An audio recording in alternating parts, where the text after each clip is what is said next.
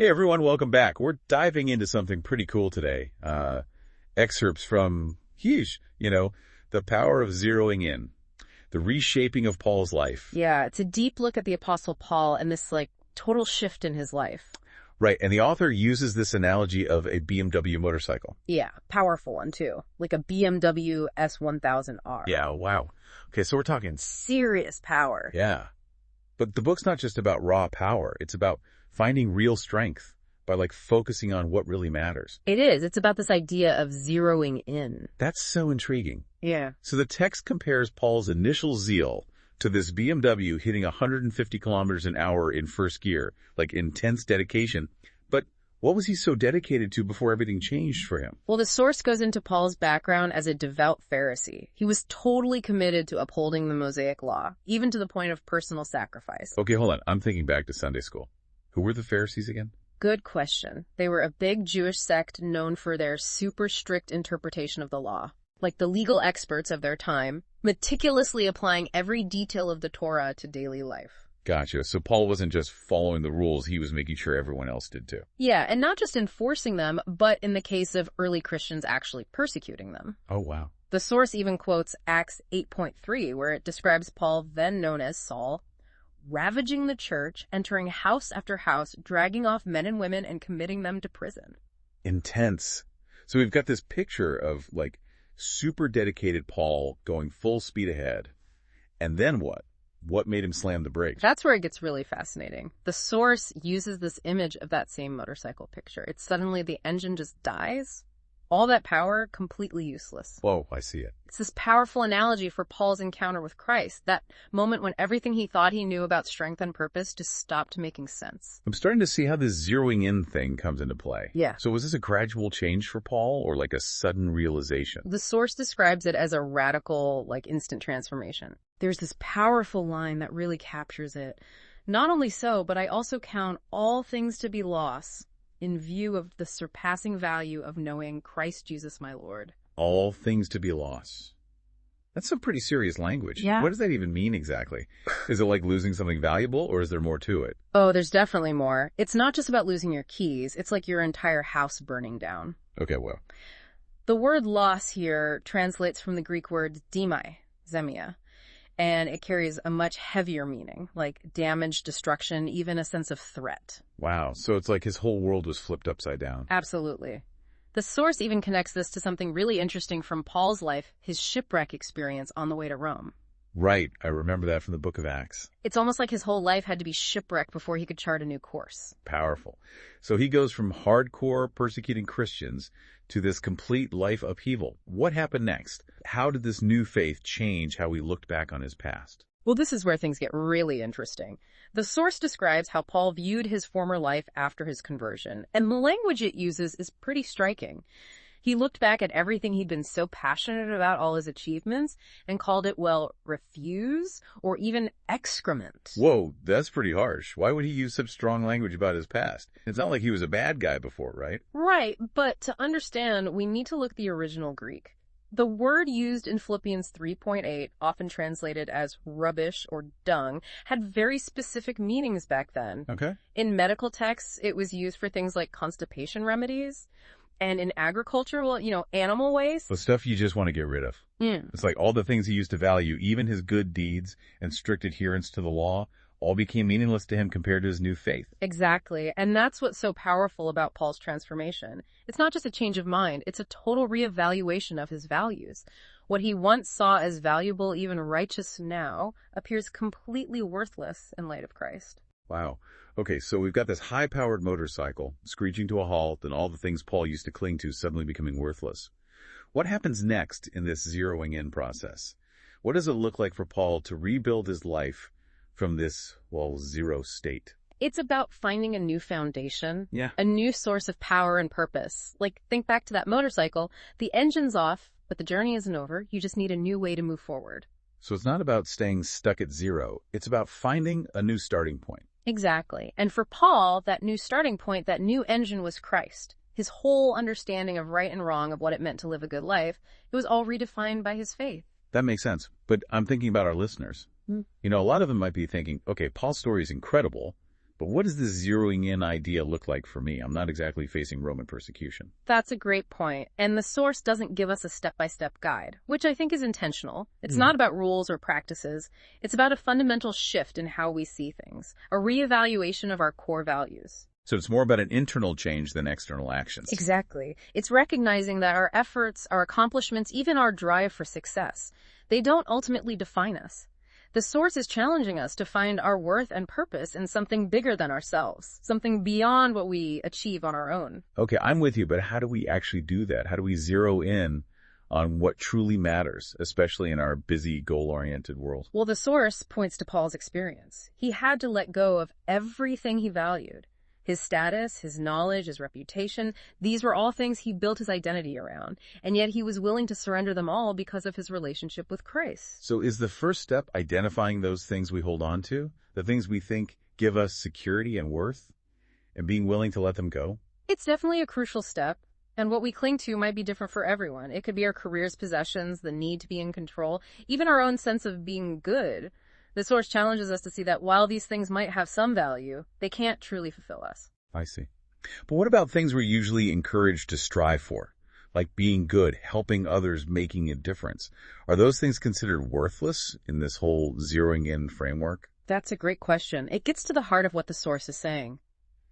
It's not that those things are bad or wrong. In fact, they're incredibly important. But the source is asking us to examine our motives. So it's about why we do what we do, not just what we do. Exactly.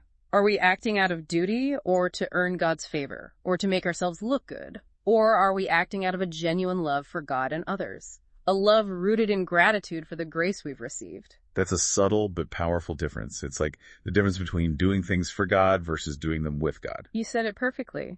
Zeroing in is about aligning our hearts with God's heart, recognizing that He's the source of all good things, and letting His love flow through us into everything we do. Okay, I think I'm getting the bigger picture. But it still feels like a pretty big shift in perspective. How do we even start to make that kind of heart change? The source doesn't give us a formula, and that's because it's a journey, not a destination. It's a process of constant transformation. But I think it starts with recognizing our need for God's grace, approaching Him with humility and acknowledging our limitations. So it's about admitting we can't do it all on our own, that we need something beyond ourselves to really find our way. Exactly. It's about acknowledging our own brokenness, our need for forgiveness and guidance, and it's in that space of surrender, of recognizing our zero state before God, that real transformation can begin. Wow, this is really hitting home. It's like we have to empty ourselves of our ego and pride before we can be filled with something truly meaningful. But if we embrace this zeroing in, what impact can it have on our lives? Does it really change how we live and interact with the world? Absolutely. It's not just some internal spiritual thing. True transformation always shows up in real life. The source uses Paul's life as an example. After his radical conversion, he became this incredible force for spreading the gospel, dedicating his life to sharing God's love. So it's not just about feeling better inside. It's about living differently in the world. Exactly. When we zero in, our priorities change, our relationships change, and our motivations become purer. And ultimately, our lives start to reflect the love and grace we've received.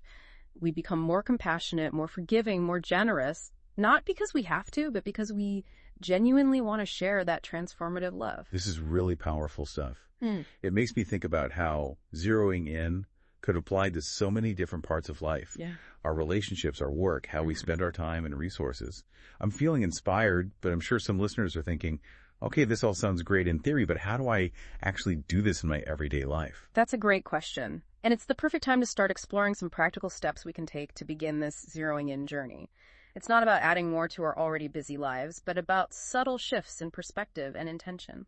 Okay, so we've been unpacking this idea of zeroing in, inspired by, the Apostle Paul and his transformation, letting go of all those things we cling to and, finding our true center in something way bigger than us. But how do we actually make that happen? How do we actually put this into practice?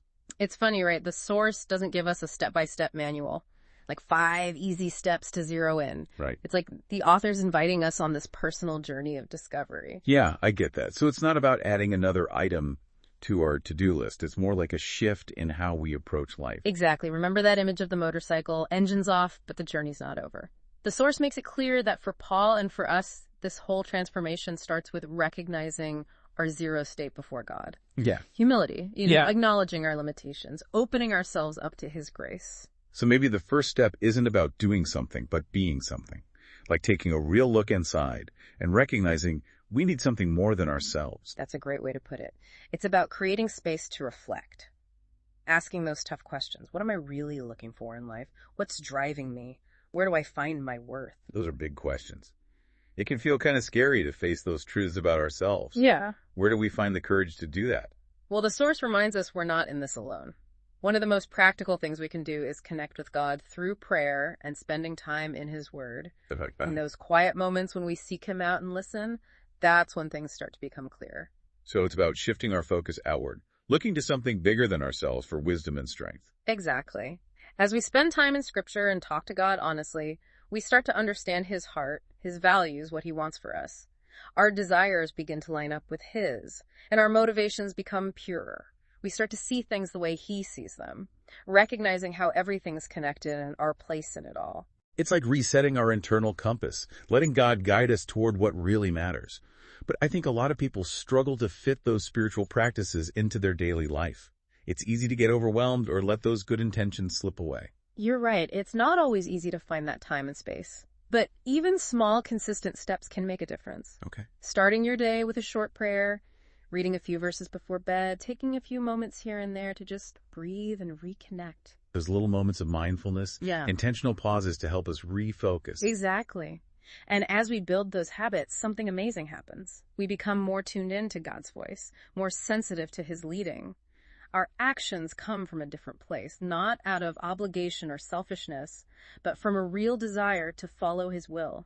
So zeroing in isn't just about feeling good or finding peace. It's about transforming how we interact with the world around us. Absolutely. As God's grace changes our hearts, our actions naturally follow. We become more compassionate, forgiving, generous, not out of duty, but out of that overflowing love we've experienced ourselves. It's like that love spreads into everything. How we treat others, how we work, how we use what we have, how we handle challenges. Beautifully put, and that's the essence of zeroing in.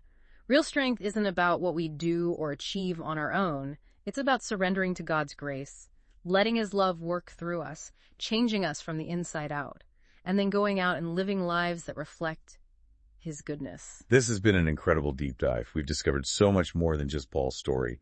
We've explored this whole idea of zeroing in, letting go of our need to do it all ourselves, embracing humility, and finding our center in God. It's a journey that takes courage, honesty, and a willingness to let go of the things we think we need. But the rewards are amazing. A life of purpose and meaning built on a foundation of love and grace. So to everyone listening, if you're feeling lost or overwhelmed or unsure of where you're going, remember the power of zeroing in. Take some time to reflect. Connect with God through prayer and his word. Ask him to show you his plan, and be open to the incredible journey he has for you. And remember, you don't have to do this alone. God's grace is there for you every step of the way, helping you let go of what's holding you back and embrace the full life he offers. That's a powerful message to take away. Thanks for joining us for another deep dive. We'll see you next time.